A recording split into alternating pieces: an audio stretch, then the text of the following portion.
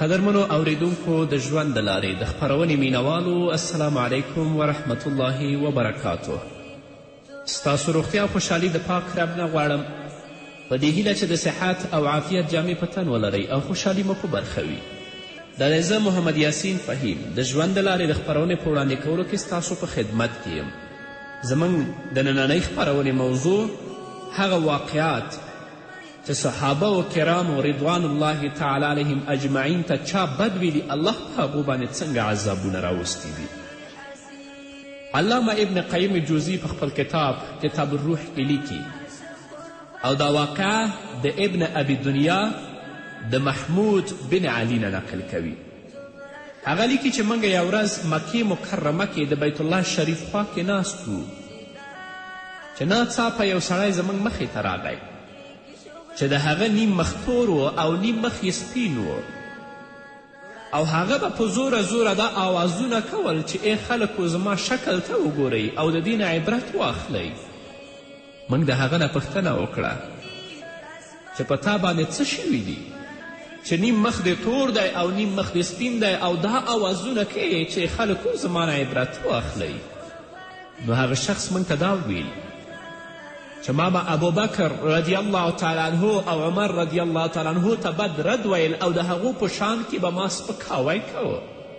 نو یو ځل ما خوب ولیده چې په خوب کې چا یوه څپېړه راکړه او دا یې راته ویلې چې د الله دښمنه ای فاسقه ته ابوبکر او عمر ته ولې بد وایې.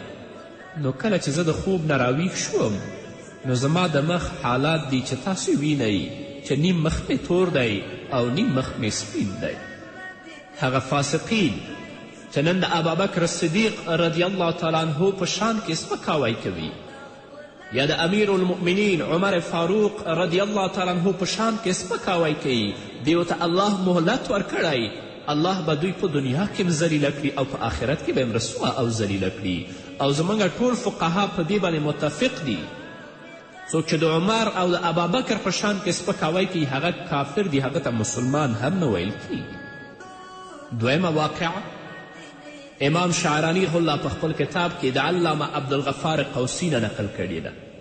هغه لیکي چې زموږ په وخت کې یو سړی و چې هغه به ابابکر او عمر رضی الله تعالی عنهما ته سپکاوی کوه، د هغو په شان کې به یې بد رد ویل.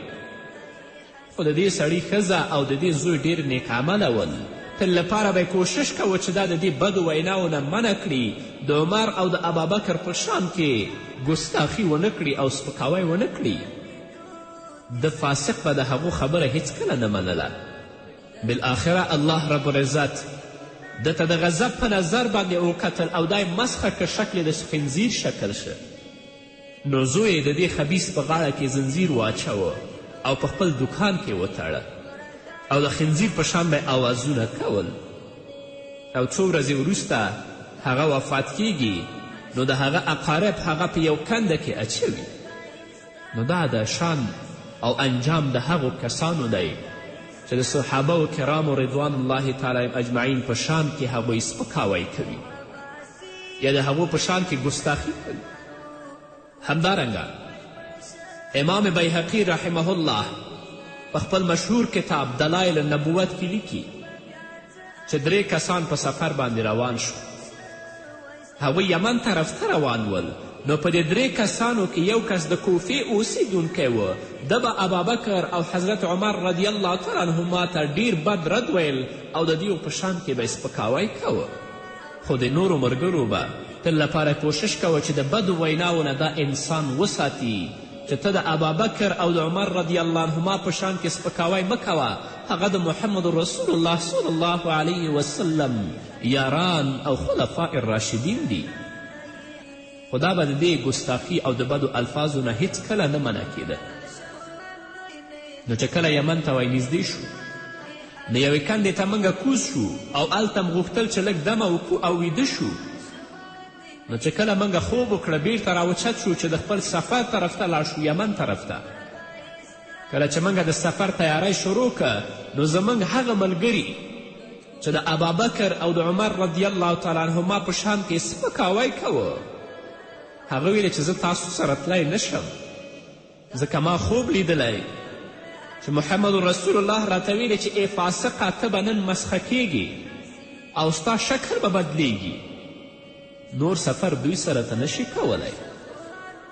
نو وایي موږ ورته کتل چې دواړه خپې یو ځای شوې او د خپو د ګوتو نه مسخه کیدل شروع شول. د هغه پښې د شادیانو شوې، تر دې چې ټول شکل یې بدل شه او د هغه نه شادي جوړ شه. هغه موږ په اوښ باندې کلک وتړه او موږ ترې روان شو. نو دی راپسې هم را روان و. چې کله موږ یو ځنګل باندې تیرېدلو، هلته نور بیزوګان او شادیان هم موجود ول. نو دی زور وکړه او خپله رسۍ یې وشلوله او نورو شادیګانو او بیزیانو سره دا یو ځای شو.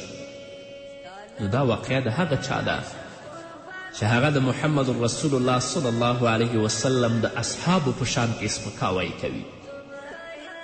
نننی روافظ دې په دې باندې هم خبر وي که دوی د ابابکر صدیق رضی الله عنه یا د امیر المؤمنین عمر فاروق رضی الله په شان کې سپکاوی وکړي یا د هغو په شان کې ګستاخي وکړي، الله رب العزت به دوی ذلیله او رسوا کړي.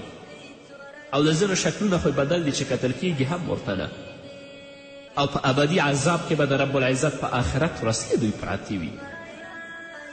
بله واقعه علامه ابن کثیر په خپل مشهور کتاب بدایه و نهایه کې ذکر کړې ده. هغه لیکي چې یو سړي رسول الله صلی الله علیه وسلم، خلفاء الراشدین او امیر معاویه په خوب ولیدل چې دا ټول یو ځای ناست دي. نو یو سړی راغی چې د هغه نوم راشد الکندي و. نو حضرت عمر چې کله دا سړی ولیده نو رسول الله ته ویل چې دا هغه سړی دی چې موږ ته بد رد وایي او زموږ په کې ګستاخي کوي. کله چې محمد رسول الله صلی الله علیه وسلم د امیر المؤمنین عمر فاروق دا خبره واورېده نو رسول الله ډیر خفه شه.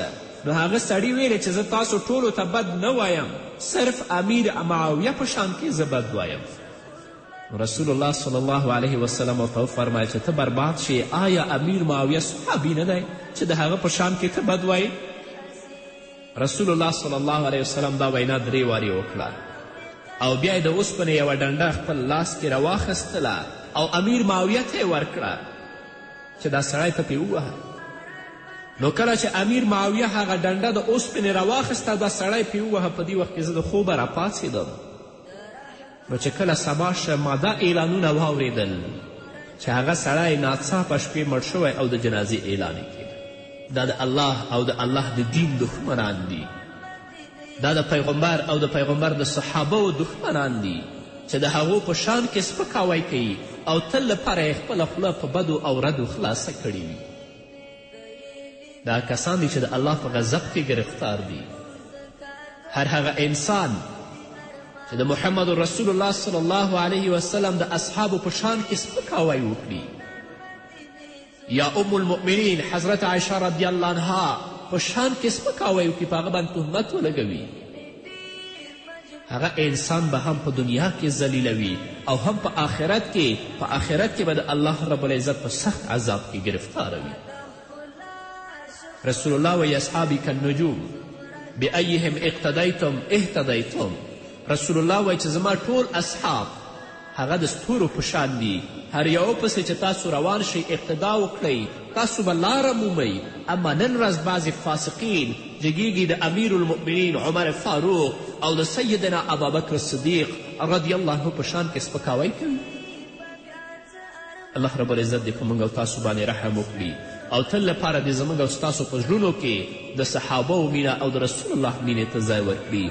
قدرمنو اوریدونکو، د خپرونې په دې وخت کې راځو لنډې دمې ته. دمې نه وروسته زموږ خپرونه دوام لري. قدرمنو اوریدونکو، بیا هم زموږ سلامونه او نیکې هیلې ومنئ. د روافظو یو ډیر مشهور عالم و چې هغه په فلسفه او منطق کې ډیر مهارت درلوده چې د هغه نوم دی محقق طوسي. اوچت عالم و لیکن د عقیدې نه هغه رافظي و او د روافظو عقیده خو د صحابه کرامو رضوان الله تعالی علیهم اجمعین په شان کې ډیر ګستاخه عقیده ده، ځکه روافظ د صحابه کرامو توهین کوي، د هغو په شان کې سپکاوی کوي. او محقق طوسي یو کتاب هم لیکلی چې د هغه کتاب نوم تجرید ایښی او د خپل کتاب په اواخرو کې د صحابه کرامو رضوان الله تعالی علیهم اجمعین په شان کې ډیر سپکاوی کړی او خپله ژبه یې ډیره غلطه استعماله کړې. کله چې د محقق توسی د مرګ وخت نږدې کیږي نو هغه ډیر سخت مریضیږي او الله رب العزت ډیره سخته مریضي په دې باندې لګوي. داسې مریضي چې د خولې نه به یې ګندګي راوتله، داسې مریض و چې د خولې نه به یې ګندګي راوتله. د ده عیادت او د ده پوښتنې ته هم څوک تللی نه شوه ځکه هغه ګندګي به ډیر سخت بوی کوه. نو یو عالم خبر شي چې په محقق توسی باندې دا مرض لګېدلی دی، نو هغه عالم د دې عیادت لپاره او د ده پوښتنې لپاره راغی. هغه ته یې دا پوښتنه وکړه ای توسی آیا تا ته معلومات شته چې دا مرض الله لګولی؟ هغه ویلې چې ما ته معلومات نشته. نو هغه عالم ورته ویلې دا کومه ګندګي چې نن د ستا د خولې نه وځي دا هغه ده کومه چې تا په خپل کتاب تجرید په آخر کې د صحابه و کرامو رضوان الله تعالی اجمعین په شان کې هغه ګندګي خوړلې ده. هغه ګندګي اوس تا نه ستا په خولې باندې خارجیږي. په دې کې شک نشته چې د صحابه و کرامو دښمنان او د هغو په شان کې ګستاخانو ته به الله رب العزت هم په دنیا کې عذاب ورکوي او هم په آخرت کې به په سخت عذاب کې گرفتاروي. بله واقعه علامه ابن حجر مکی په خپل مشهور کتاب زواجر هندي کې لیکلی دي چې د شیخ صالح بیان دی چې زه په مکې مکرمه کې اوسېدلم. نو یو ورځ د عاشورا په ورځ مدینې منورې ته لاړم چې هلته د صحابه و کرامو څه دښمنان را جمع شوي دي. نو زه هغوی ته نږدې شوم او دا مې ویل چې د ابابکر صدیق د محبت په بدله کې ما ته څه راکوئ ځکه ابابکر صدیق سره زه ډېر محبت لرم. کله چې ما دا خبره وکړه نو یو سړی د خپل مجلس نه راپاڅېده او زه کور ته روان کړم.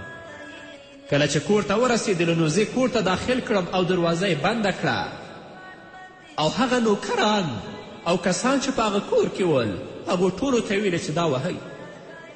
زه ډېر سخت ووهلم او په آخر کې زما ژبه هم زخمی کړه د دې لپاره چې تا دا خبره ولې کړې. او وروسته د دې زه د خپل کور نه راویستلم او ما ته دا ویل چا سره چې ته محبت کوي نو هغه نه اوس دا غوښتنه وکړه چې ستا ژبه درته صحیح کړي. شیخ صالح رحمه الله فرمایي چې زه د ژړا په حالت کې د محمد رسول الله صلی الله علیه وسلم روضې ته راغلم او په ژړا ژړا کې ویده شوم. خوب کې وینم چې زما ژبه صحیح شوه. لږ وخت وروسته چې راویښ شوم نو رښتیا زما ژبه صحیح شوې وه. نو په دې باندې زما عقیده نوره هم مضبوطه شوه او ابابکر صدیق رضی الله تعالی عنه سره مینه نوره هم زیاته شوه. نو را روان کال بیا د عاشورا په ورځ دغه مجلس ته یعنې د شیعګانو او د روافظو مجلس ته بیا راغلم. دغه سوال مې بیا وکړ چې ما ته د ابابکر صدیق رضی الله تعالی عنه په محبت کې څه راکوي ځکه زه ابابکر صدیق سره ډیره مینه او ډیر محبت لرم. نو د دې مجلس نه یو ځوان ودرېده او زما ګیره یې ونیوله. زما یې ډېر زیات عزت وکړه او بیا یې زه روان کړم خپل کور ته یې بوتلم. نو چې کله یې کور ته بوتلم هلته په خپل کور کې دا په ژړا او د دې په کور کې ما ولیدل چې هلته یو خنزیر هم تړل شوی دی. نو شیخ صالح وایي چې ما د دې ځوان د ژړا او د خنزیر پوښتنه وکړه چې ته ولې ژاړې او دا خنزیر څه کوي ستاسو په کور کې؟ نو هغه ځوان راته ویلې چې ته به تاته حال نه وایې زه به ټوله واقعه تاته بیان کړم. واقعه دا ده چې مخکې کال د عاشورا په ورځ یو سوال کوونکی راغلی و ستا په شانې سوال کړی و. نو زما پلار کور ته راوسته او هغه یې د وهلو ډبهولو نه وروسته د هغه ژبه یې زخمي کړه. نو چې کله شپې موږ څملاستلو نو د شپې په وخت کې موږ یو وحشتناک آواز واورېده. نو چې کله د ویرې نه موږ پاڅېدو ولیدل چې زموږ پلار نه خنزیر جوړ شوی دی. دا موږ په کور کې بند که او چا به چې پوښتنه کوله نو موږ به دا ویلې چې هغه وفات شوی دی. شیخ صالح وایي چې ما هغه ځوان ته ویلې چې هغه مخکې کال اعلان کوونکی زه وم. اوس بیا راغلم د صدیق په محبت کې الله رب العزت زما ژبه جوړه کړه او د صدیق سره په حسد کې ستا پلار نه خنزیر جوړ کړه. دا واقعا هغه څوک چې د صحابه و کرام رضوان الله تعالی اجمعین په شان کې سپکاوی کوي یا هغو ته بد رد وی الله به یې ذلیله کوي الله به یې نه پرېږدي. بله واقعه ابو قلابه فرمایي هغه فرمایي چې زه په شام کې وم، یو سړی مې ولیدل چې دا آوازونه به یې کوله چې الله ما د دوزخ د اور نه بچ کړي، بس په دې آوازونو سر. نو زه هغه ته نږدې ورغلم، کتل مې چې دواړه لاسونه او دواړه خپې یې نشته دی، کټ شوي دي او هغه پړ مخې په ځمکه باندې پروت دی. ما ترې پوښتنه وکړه چې دا لاسونه او پښې دې ولې کټ شوي دي، لاسونه او پښې دې ولې نشته؟ نو ده په جواب کې ما ته ویل چې زه په هغو خلکو کې شامل وم کومو کسانو چې د حضرت عثمان ذوالنورین د شهید کولو دپاره د هغه کور ته تللي ول، زه هم په هغو کې وم. کله چې موږ د حضرت عثمان ذوالنورین رضی الله تعالی عنه کور ته داخل شو، نو ما د حضرت عثمان په مخ کې د هغه ښځې ته په مخ باندې څپېړه ورکړه. او د عثمان ښځه څوک وه؟ د محمد رسول الله لور وه. نو د حضرت عثمان ښځه چې د رسول الله لور وه هغه ما په څپېړه ووهله. نو هغې ما ته بددعایي وکړه، ښېرې راته وکړې چې الله دې ستا دواړه لاسونه او پښې کټ کړي، الله دې ستا دواړه لاسونه او پښې قطع کړي، او د دې نه وروسته دې الله رب العزت تا په جهنم کې داخل کړي. هغه دعا هم د محمد رسول الله د لور دعا وه او د حضرت عثمان ذوالنورین د مظلوم د ښځې دعا وه چې هغه په خپل قرآن باندې دې روافظو بدبختو شهید کړ. کله چې د حضرت عثمان رضی الله عنه ښځې زما په شان کې ښېرې او بدوایي وکړه، نو زما په بدن باندې مرض راغی او لاسونه او خپې رانه په خپله کټ کېدلې. زما پښې او لاسونه به لږ لږ رژېدل چې په آخر کې مې هم لاسونه ختم شول، هم پښې مې ختمې شوې او زما دا حال وینې. نو اوس زه الله ته دا سوال کوم چې الله لاسونه او خپې خو رانه کټ شوې، لاس او پښو نه خو خلاص شوم، خو اوس مې د دوزخ د اور نه بچ کړي. نو ځکه په دې نارو باندې سر یم چې یا الله ما د دوزخ د اور نه بچ کړي. ابو قلابه رضی الله عنه فرمایي چې ما دا خبره واورېده، نو ما ورته ویل چې په تا د الله لعنت دی چې تا د حضرت عثمان ښځه په څپېړه وهله. دا خو د دنیوي عذاب دی چې الله رب العزت په دې دنیا کې ذلیله کړي. تا د هغو په شان کې سپکاوی وکړه، د حضرت عثمان قتل لپاره خوځېدلی وي، او بیا دې هم په دې باندې بسنه ونه کړه د حضرت عثمان ښځه دې په څپېړه ووهله. دا ذلت خو ستا په دنیا کې دی، خو د آخرت په ورځ کې به د الله رب العزت جهنم ته ننباسي، هلته به د الله په عذاب کې ګرفتاری. دغه روافظ ول، دغه بدبخته تشی وویل چې لاړل عثمان ذوالنورین یې په ظلم سره چې د قرآن د لوستلو په وخت کې په شهادت ورسوه. نن ورځ هم داسې ظالمان او بدبخته شته چې د صحابه کرامو په شان کې سپکاوی کوي، الله به په دې دنیا کې هم ذلیله کړي او په آخرت کې به د دې ځای جهنم وي. هر هغه څوک چې د رسول الله صلی الله علیه وسلم په شان کې یا د هغو صحابو په شان کې سپکاوی کوي، په ځانګړې توګه د عمر او د صدیق په شان کې، هغه ته موږ مسلمان نشو ویلی. هغه فاسق دی، هغه کافر دی، هم په دنیا کې ذلیله او هم په آخرت کې. الله دې زموږ په زړونو کې د صحابه کرامو محبت او درناوي ته ځای ورکړي او تل لپاره دې موږ ته توفیق راکړي هغه کسان چې د دې شان کې سپکاوی کوي چې د هغو غاښونه او د هغو خولې ورماتې کړو. په دې هیله قدرمنو اورېدونکو دا به زموږ نننۍ خپرونه چې ستاسو درانه حضور ته وړاندې کړه. تر بلې خپرونې پورې چې زه بیا هم ستاسو درانه حضور ته راځم، تاسو ټول په پاک رب سپارم. پاتې ژوند او پاتې ورځم نیکمرغه. الله مو مل شه.